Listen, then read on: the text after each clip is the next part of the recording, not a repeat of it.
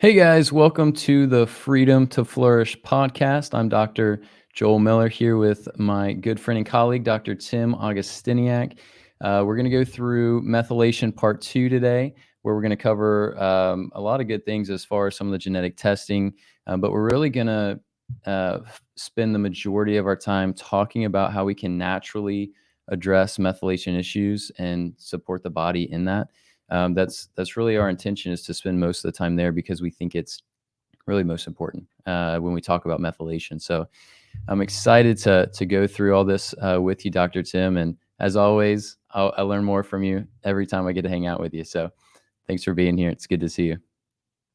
Yeah, absolutely happy to be here. Methylation it's a great topic, and you can get in the weeds pretty quickly with things. So today we're definitely going to be covering different genetic markers and different enzymes that do a lot of different things through methylation, but it's really not all that practical for those at home unless you want to do genetic testing. And so that's why we're going to get deep into the biochem, genetic testing, and all those things in the beginning, just for the education purpose and what you can Right. look for in genetic testing. But with the second half of what we're going to talk about today, it's going to be things that are more applicable for those listening at home. And that's honestly the goal of the podcast: is one, education; two, what can you do from home to help boost your health. And so That's awesome. we're going to really try to blend the things today. That's awesome. I love it. I love it. Dr. Tim, give us a little bit of a recap of kind of what we talked about last time in methylation part 1, and then we'll jump into things here today. Yeah, so last week we were really hammering on just what methylation is, what it does, and with that, one of the biggest things we're talking about is glutathione. With that, glutathione is the strongest antioxidant in your body. Methylation functions to do a lot of different things like clear histamines, caffeine, hormones, metals, you name it, all Homocysteine. sorts of things. It's regarded as the fountain of youth of biochemical processes that happen in our body because so many different things come from it. It activates a lot of different enzymes that make you more sensitive to things like dopamine. It silences certain genes. There's just a lot of things that it can do. It helps produce neurotransmitters. Um, Let me make sure I'm not missing anything here. Those are definitely the big ones. Definitely the big And ones. then the biggest component, over 75% of methylation goes towards producing creatine. And that's a key topic or a key point that we're going to kind of continue on today as to strategies to boost methylation, boost how you feel. Creatine is an important piece of that. So last week is just a whole lot of what it does and goes in.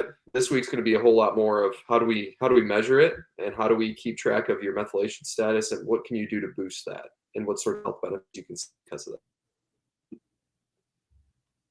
Beautiful, beautiful.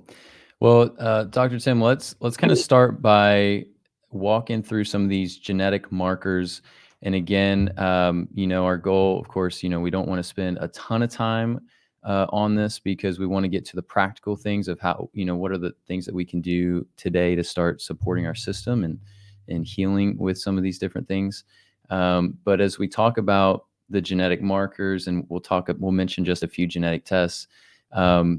Obviously, there's been so much more talk lately, I think at least over the past year or so, on this methylation topic and these genetic tests. And there's so much information on there on Google, on social media, and all these things. So let's kind of just like lay a foundation and kind of just briefly explain this biochemistry, explain just kind of these enzymes and what they do and things like that. And I think that will help our listeners just have kind of a very simple, very basic understanding of the genetic tests and kind of what they're doing and all that good stuff.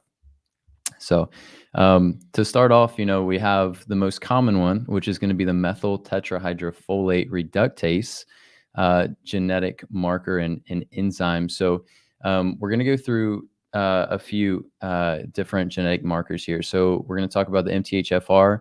We're going to talk about the MTR. We're going to talk about MTRR, COMT, AHCY, and then we may mention one or two others, but those are going to be the core ones. There's probably 15 or 20 or more other genetic tests that can be related to methylation, but these are going to be the core ones for our conversation today. So Dr. Tim, let's chat about the 5-MTHFR gene and this enzyme. It's super important as we talk about this enzyme because essentially it's responsible for turning folate B9 into 5-methyl tetrahydrofolate, which is 5-MTHF, which is the active form of B9. And I know we talked about the active form of B9 being needed for breaking down homocysteine or recycling it back to methionine.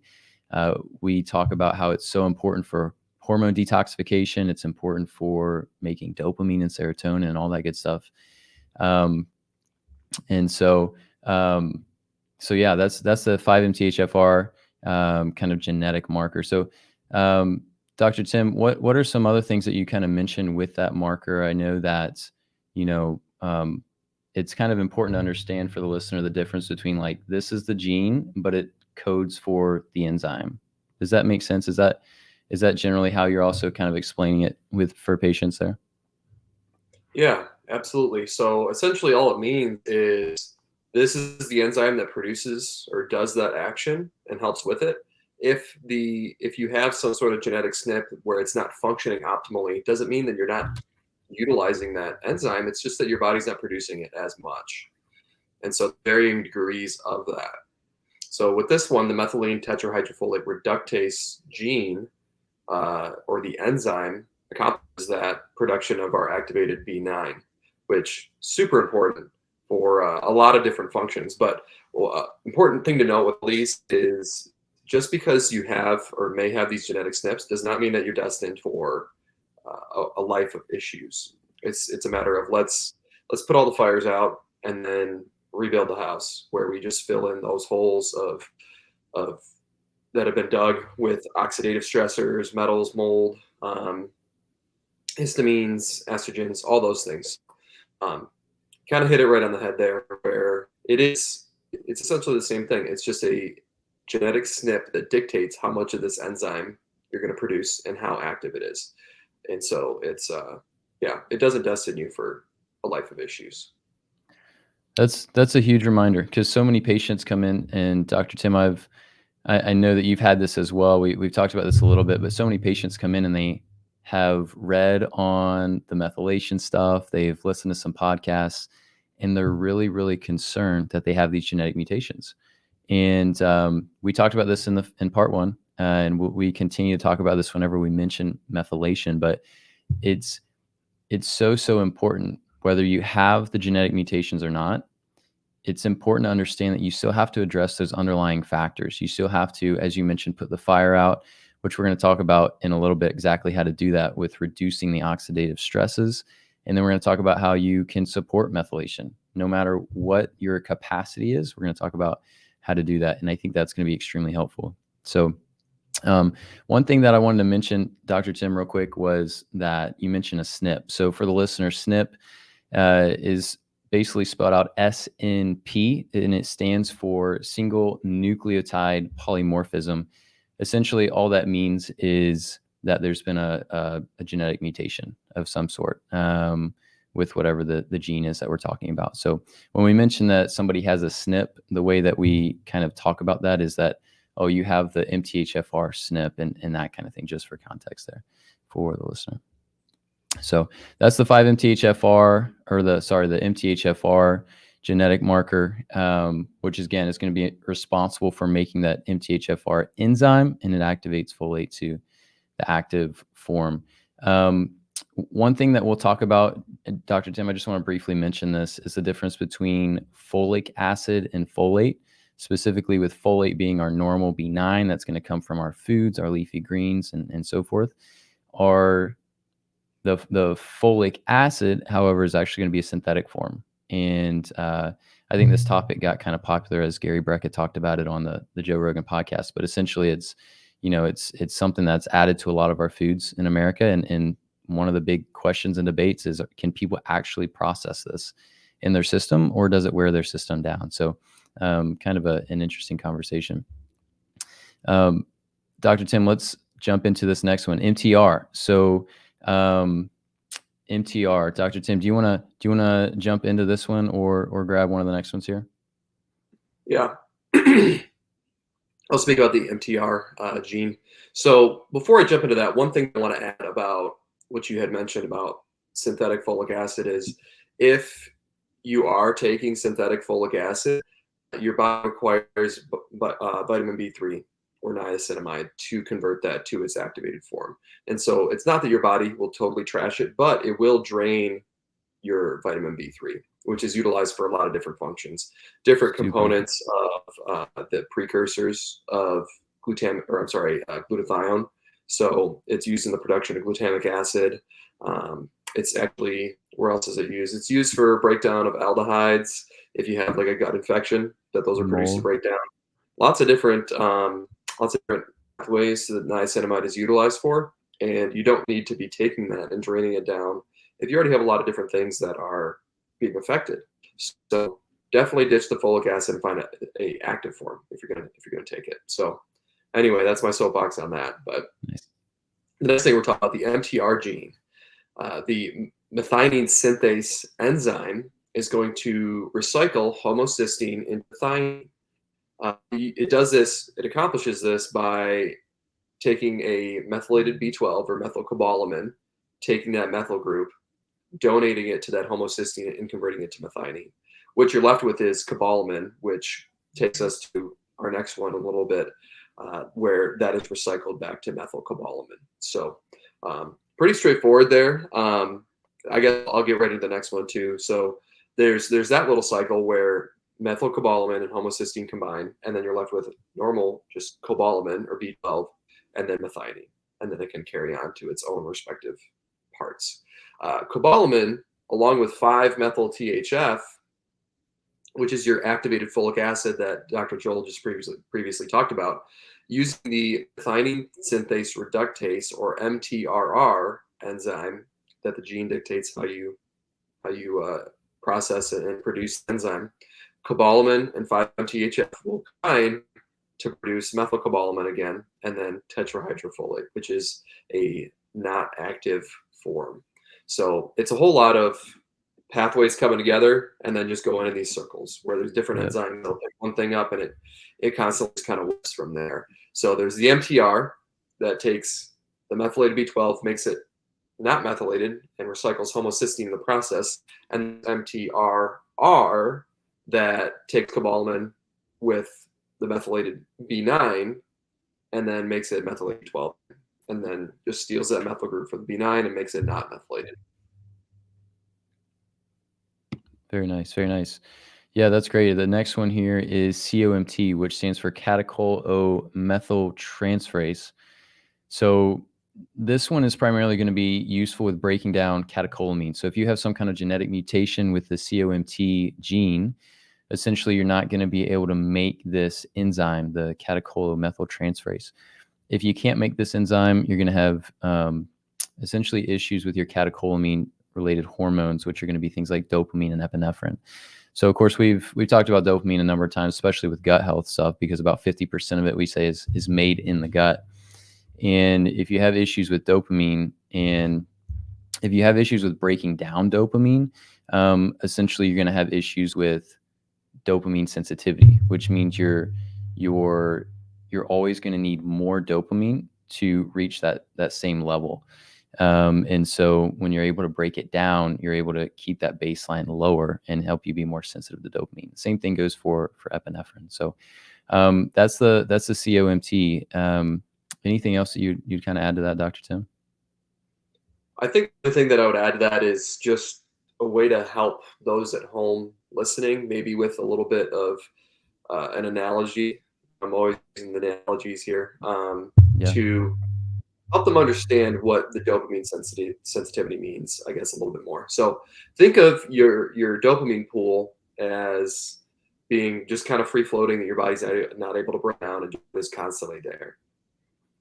If, say, your capacity for this is 100% and you're at 10%, your body can only produce, say, 10% more at one time.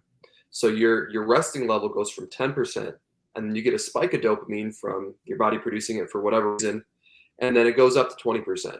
that's a 100% increase from what you were previously at. So therefore, that's a pretty significant increase proportionately compared to what you used to have. That is what makes you dopamine sensitive, is having that lower amount to begin with. Say your resting state of dopamine is 70%, but you're limited to produce 10% at a time. Well, 70% to 80%, that's a lot less than 100% increase. So that's, maybe like a 14, I don't know the math on that, 14% increase, something like that. Yeah, yeah. So the more that this enzyme is activated, the lower that starting percentage can be, which means that if you skip 10% and you go to 20%, that 100% increase is more easily attainable, meaning that you're more sensitive to the body's capacity to produce dopamine. So it just helps break that down and makes it so it does its job more. You don't have to produce as much, actually a better response from it. Hopefully that helps contribute there, Dr. Joel. Yeah, no, that's great. That's great. And then our last one here is AHCY. And Dr. Tim, if there's any other ones you want to mention, we can jump into that, of course. But the AHCY is going to stand for adenylyl homocysteine. That's the enzyme that gets coded for by this genetic marker, AHCY. And essentially what it does is it converts what's called the S-adenosyl homocysteine to homocysteine and adenosine. So that's another one that is going to be, just related to overall your body producing homocysteine. And of course, homocysteine is a precursor for cysteine and thus glutathione. So if you have that genetic mutation, you might have, you might be more prone to having some glutathione antioxidant deficiencies there. So, Dr. Tim, I think that's just kind of the basis of what what we wanted to cover here with these. Is there anything else you want to mention with the genetic markers? And if not, let's chat just a second about some of these tests that people can look into and kind of consider if they want to do some of these tests. Yeah, there is one more. We left it off just because the genetic testing that we found online doesn't necessarily contain this, as far as we could tell. So there's another one. It's called phosphatidylethylamine N-methyltransferase. Say that 10 times fast. Yeah. The abbreviation is PEMT. And the reason I wanted to touch on this is one of the big things that we talked about last time was choline synthesis for the sake of producing neurotransmitters. So one of the big processes that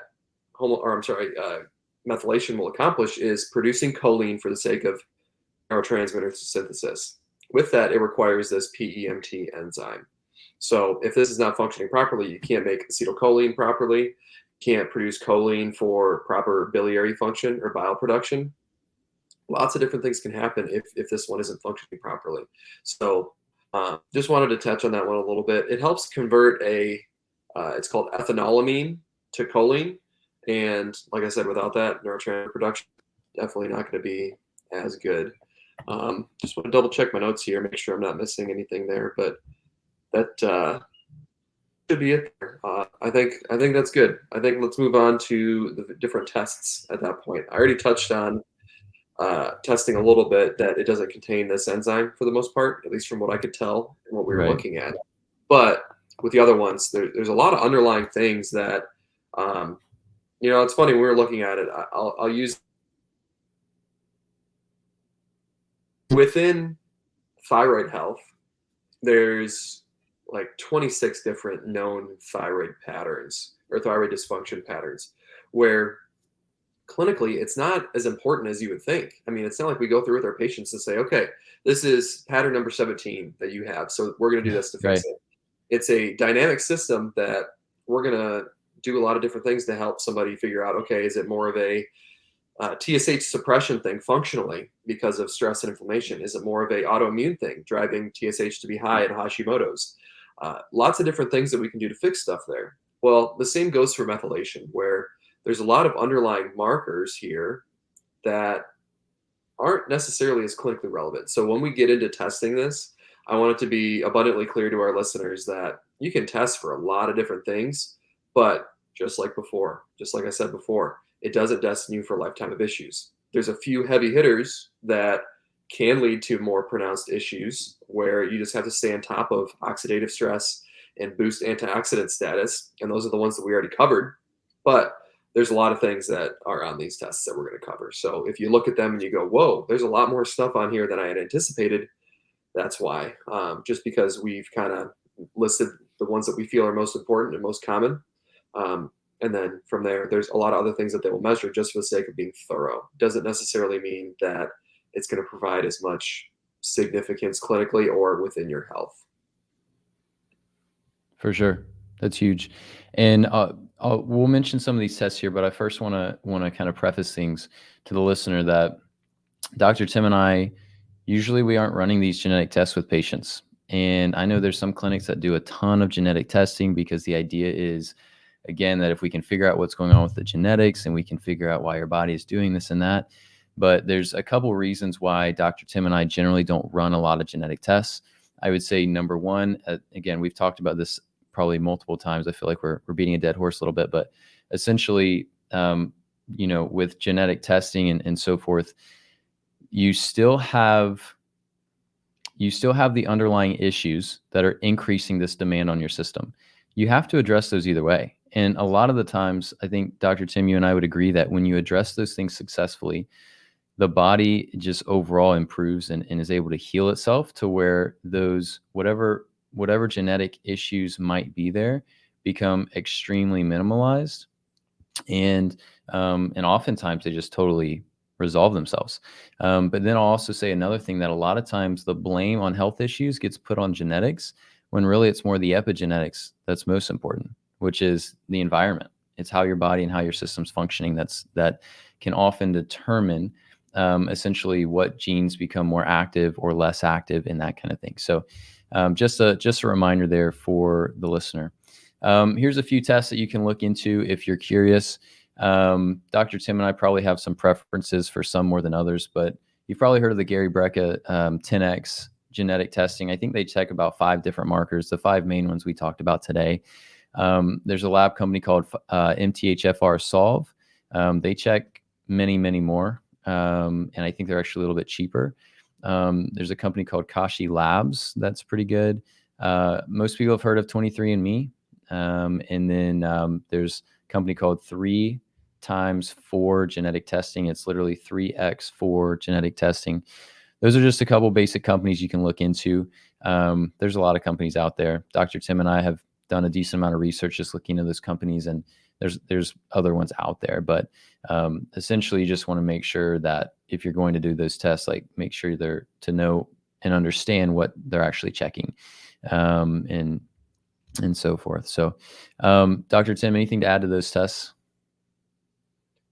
Not a whole lot. I think we've kind of already beat a dead horse saying, one, we don't order them that much because it's not that important, at least to us. But for those listening, if you want to do that and you want to know, then go for it. We're not saying they're bad tests. We're just saying that when people walk into our office, is that a clinically relevant, cost-effective way of treating somebody? And Right. I think most people would argue the answer to that is no, Yeah. unless you build your practice on genetic testing and really fine-tuning people's health to, the blood typing stuff, the genetic stuff, all those things. But that's not really Right. how we run our practices. So Yeah. this is something that if somebody really wants to and they're really curious, we can, order that for them. But it's not something that we push every day. And it's great information. If you really want to know what's going on internally, it's great. It's always awesome to know where your Achilles heel is. But at the same time, if you handle those underlying issues, you should be able to handle stuff. And some Yeah. people, I am in this boat. Some people just need to stay on top of their health. They have underlying issues that are constantly driving oxidative stress or immune function, inflammation, you name it. And if you neglect it, stuff is going to come back and your symptoms are going to come back. And so those who have a few of these tips, you might just have to be in that boat where you have to be more on top of things. But beyond that, it's not like you're destined to have issues. So just Yeah. it might And provide some answers to why you feel like you always have issues, but at the same time, it's not going to say you're going to be sick forever. yeah. And that's huge. And the cost effective portion is important. If you're going to spend $400, $500, $600, obviously, if you're very well off financially, then just go for it. But If not, there's other things that are more important, I think is what we would argue. And of course, Dr. Tim, we have the blessing and just honor of being able to use a biofeedback technique in our practices, where we're essentially able to get to the bottom of these issues, that, and understanding what's driving these issues. And so, a lot of companies, a lot of practices don't have that kind of technique or ability.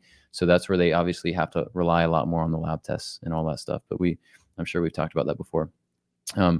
And then, yeah, just to piggyback on that, Dr. Tim, it's like, whether you have these genetic issues or not, you still have to stay on top of your health. I've several patients that, it's like they've done some of the genetic testing, their genetics are fine.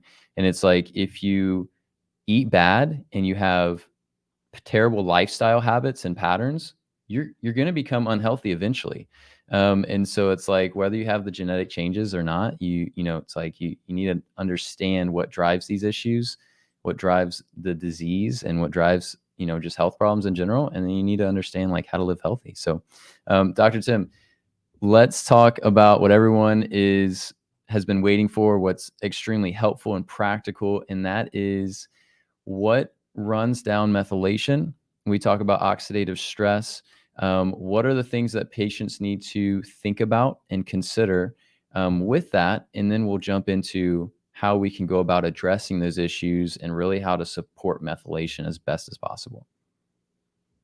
Absolutely. This is the fun part. This is This is it. always what I love getting into, is how can you at home, those listeners, how can you guys fix what's going on, or at least do your best to support your health and methylation? So when we say oxidative stress, we essentially mean anything that the body needs to break things down. Things will produce free radicals when they interact with things, free floating electrons, and antioxidants are a huge component of what breaks that down. And so one thing that we touched on last time is methylation is very important for helping produce homocysteine for the sake of producing cysteine and then glutathione, the strongest antioxidant in your body. And Mm-hmm. so the overwhelming majority of things that are going to drain methylation are oxidative stressors, things that are going to produce free radical damage just from them doing their normal things in the body. So on that list, we already talked about this last week, what is caffeine, metals, hormones, histamine, and stress hormones. And so with this, the overarching theme is something that we talked about before, and it is boosting immune tolerance. We use that word all the time. Lots of people within our circle use that word like crazy, and it's because if you are hyper reactive to a lot of these things and you're draining all your resources that help break these down, you're going to have issues. And Yep. so the more that you can decrease the amount of caffeine that's boosting stress, and decrease histamine, and metals and all those things, you're gonna decrease the amount of hypersensitivity of the immune system. So that immune teeter totter that we talked about before, the Th1 dichotomy with Th2s, where one goes up, the other goes down, that is really a huge component of what will drain your methyl donors and just tank methylation. So the more that you try to dial in the immune system and balance that immune teeter totter to boost immune tolerance, the better you're going to methylate. It's totally independent of your ability to, or I'm sorry, the ability for your body to produce these enzymes within methylation. It's independent of the genetic testing, all that stuff. If you balance the immune system and get out of that Th2 dominant status, you're going to methylate better, just because there is far less things that it's going to be bogged down with. And so with caffeine specifically, there's things like vitamin B6, B9, 12, all the methyl donors are going to be really, really good at helping clear caffeine. That's for sure. When it comes to metals, that's where we kind of get into a lot of antioxidants, a lot of different metals, actually. There are certain metals that operate when one goes up, the other goes down. And in order to clock the one high, you need to increase the one that's low. So zinc and copper are very common in that sphere. Yep. Selenium and mercury are very common with that too, where Yep. actually recently just read a study where people were saying, at least within the study, that mercury within fish isn't actually as much of an issue as it was once to believe, because all of these fish like salmon and swordfish and all those fish that contain lots of mercury, they actually have high amounts of selenium as well, which is very, very important for chelating mercury and Hmm, getting it out of circulation. it's And interesting. so, if you have enough of the antidote to deal with the problem, you shouldn't have any issue there, where your body can just keep up with it, no problem. Yeah, Um, interesting. and yeah, I thought that was very, very interesting. And then let's see, what else are we talking about here? Histamine. So um, I guess let's get back to metals. So it's not just the balance of metals there; it's glutathione status. So even just taking glutathione or uh, bioavailable vitamin C through natural sources, fruits, all those things.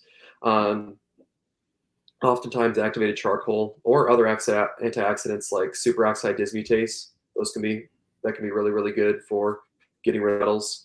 Um, all sorts of things will help with metals. It just depends on which metals are the actual issue. So whole Totally. plethora of things: antioxidants, vitamins, minerals, and metals, other metals Yeah. for sure. And Dr. Tim, I'll just butt in just for a second and mention um, a lot of times with patients, I'll mention, hey, there's a heavy metal toxicity, and their first question is, well, where does that come from? And I think the two most common places I see it today is number one from vaccines, and then I think number two, it's from amalgam fillings, the silver fillings that have mercury and all those things. So I don't. This is kind of odd. Take this with a grain of salt, listener. But generally, I'll see that patients that have like 4 or 5 or more amalgam fillings in their mouth, they generally will at some point have some kind of mercury toxicity and need some kind of selenium to help detox that. But generally, I'll see that people that have just like a couple, like they don't usually have problems with that. So for whatever it's worth, Dr. Tim, I think we would probably agree you can get a lot of these different metals and stuff in tap water, which nobody should be drinking. But I don't know. Are there any other sources that you think of, Dr. Tim? Here's a pretty scary one: baby formula. Holy So smokes! babies that I've actually read that baby formula and diapers. Actually, if you don't get use like cotton diapers or cloth diapers, Wow. right, that's the run of the mill ones that are made over in China. Very often Yeah, there are holes in the diapers as well as in man, baby that's formula. crazy.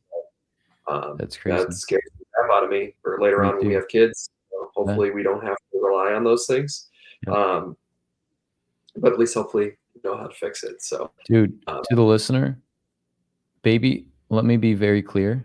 Baby formula is one of the worst things that you can give your baby, specifically the formulas that are in the stores.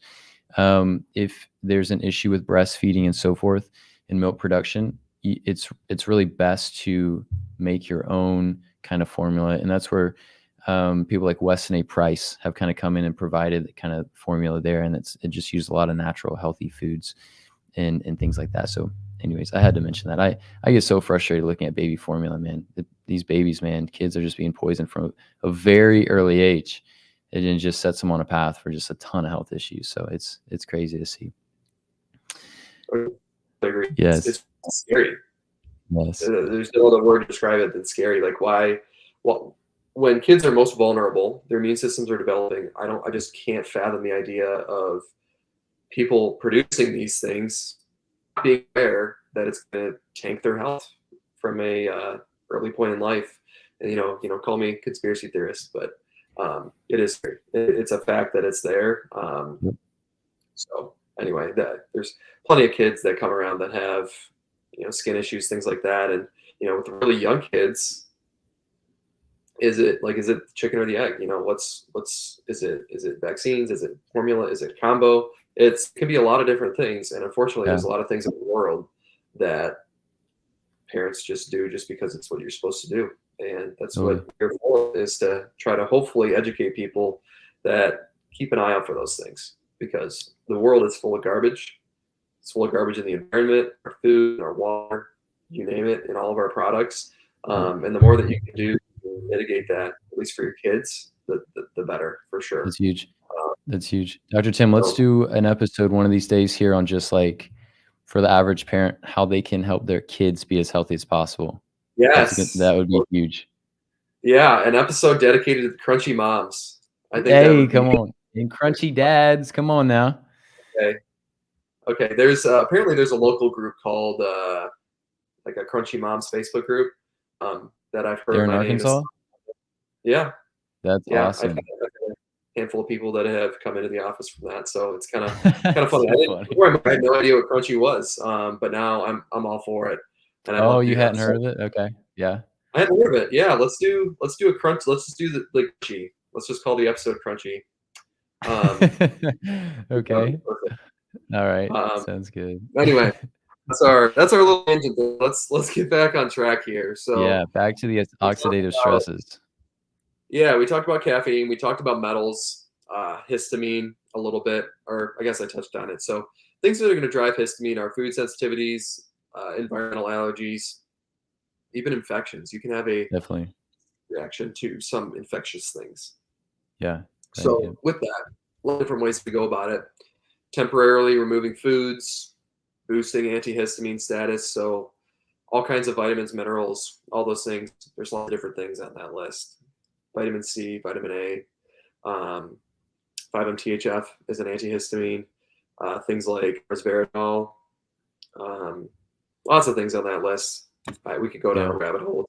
But anyway, essentially what it is eliminate the thing that's producing histamine reaction. So if it's an infection, give some sort or take some sort of herb to help combat that. If it's a food, remove the food temporarily. Seasonal allergies, just boost antihistamine status. That way you can hopefully fortify your ability to deal with it. Um, then from there, hormones, estrogens, cortisol, all those things.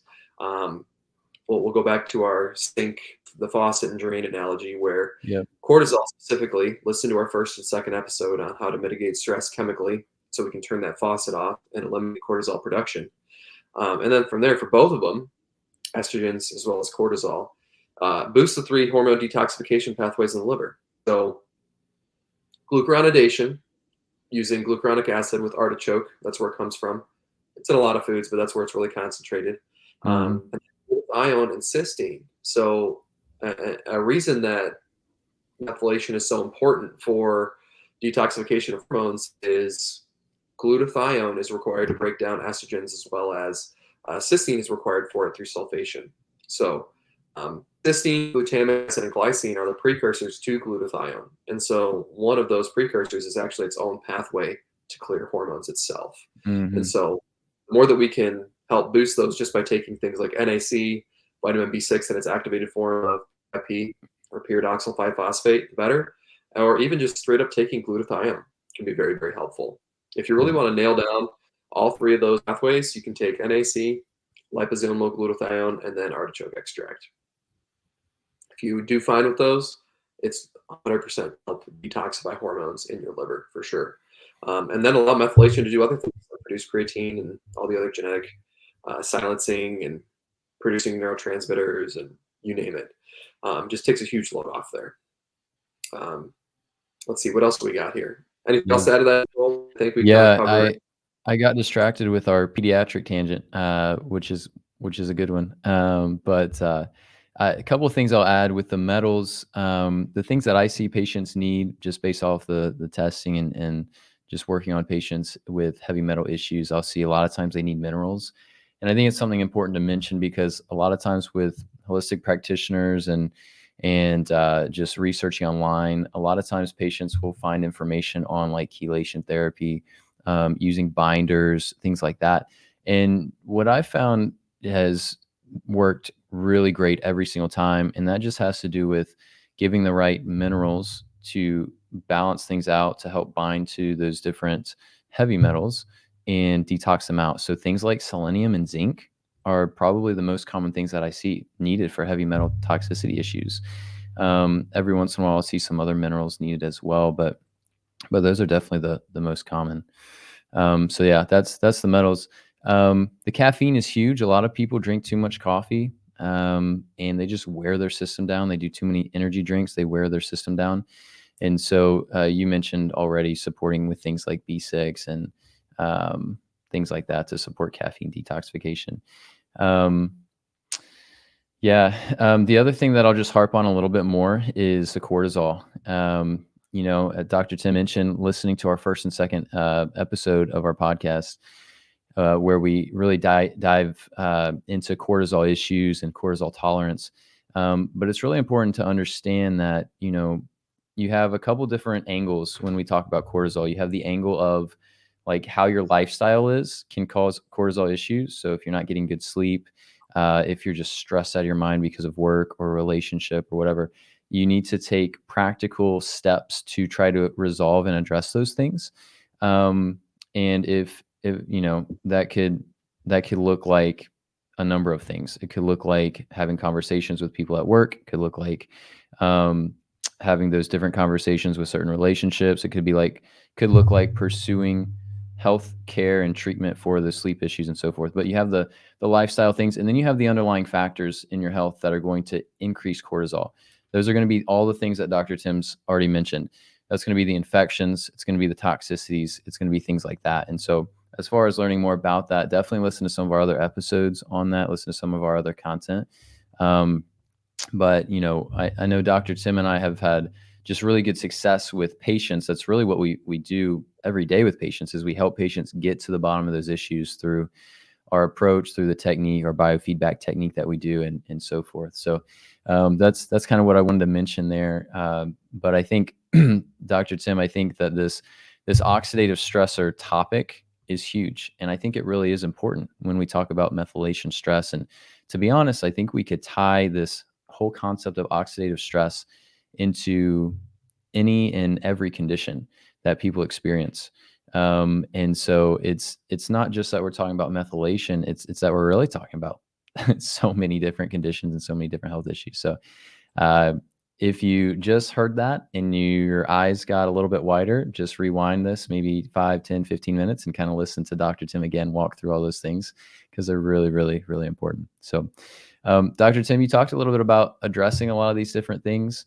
I guess first, is there anything else you wanted to add to that conversation there? And then there's a couple of nutrients that I just kind of wanted to mention for just overall like antioxidant support. Yeah, you can just go for it. Kind of got through just the big hitter ones for each of those categories that I see. Totally. Um, Honestly, antioxidant support, you could just pump full antioxidants, superoxide dismutase, glutathione, Mhm. take some OPCs, vitamin C, all those things. But there's some other things in the pathways that we've got pulled up that relate to methylation, that help recycle these things and produce them. So Yeah. um, you've got a couple on here that you typed out, so I'll let you hit those. Yeah, yeah, we'll touch on these. For the patient that's listening, it's like, hey, what kind of nutrients can we do to support these things? Obviously, we've talked about big picture. Here are the main drivers of all these oxidative stresses and maybe some things you can do to address them. That's really important. But for the listener that's just like, hey, I just want to try a little bit of some different supplements to try to support methylation, see if it helps my mood and energy and all these different things. I would say the first and foremost, when we talk about methylation, is going to be using an active form of B9. So that's not just folate, but it's going to be 5-MTHF.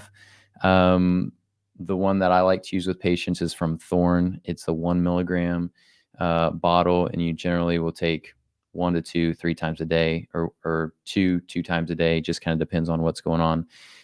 Again, with all these recommendations, you want to make sure that you want to make sure you're working with a practitioner so they can make sure to have you on the right dosage and things like that. But generally, a dosage for that of 1 twice a day or 1 3 times a day is going to be a safe dosage there.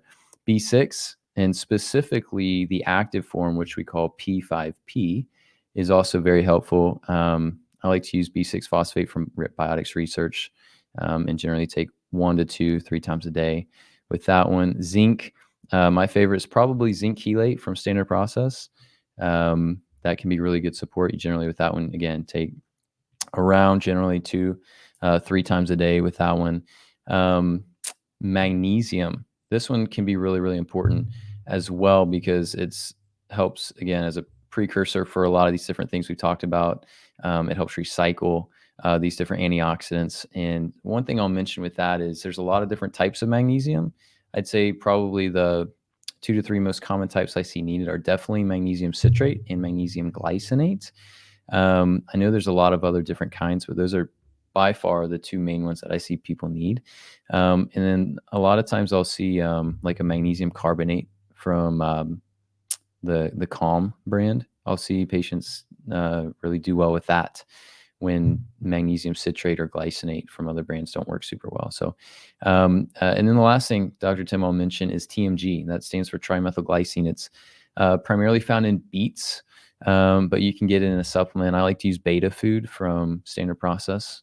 Generally do three times a day, four 3 times a day, four times a day, something along those lines, kind of depending on what's going on with you.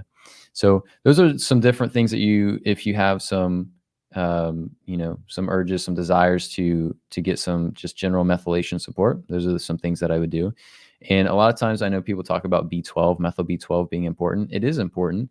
And what I've always found is if people are low in B12, it's because they have some kind of infection, usually a gut infection like fungus or bacteria, sometimes parasites, that those things are feeding on the B12 and therefore they have the deficiency. So that's something that I love to mention as well for patients. Those are kind of the main nutrients I want to mention, Dr. Tim. And if there's anything you want to add into that, by all means, would love to hear it. Otherwise, I'm curious if you have any more thoughts on this thing as we kind of wrap up our methylation part 2 episode. I think we've rambled on long enough. A lot of things today. All those are really good nutrients. One thing that I guess I will add, now that I'm talking about it, if you are trying to boost methylation with things like 5-MTHF, your activated B9, or P5P, your activated B6. One thing that I really want everybody at home listening to keep an eye out for is it make you feel almost hyperactive or give you headaches, brain fog, anything like that. It doesn't happen much, but I'm sorry. Bad symptoms. Bad symptoms, yes. If you notice that you start taking those and for some reason things feel worse, stop. Reach out to either me or Dr. Joel. There can be some reactions going on there.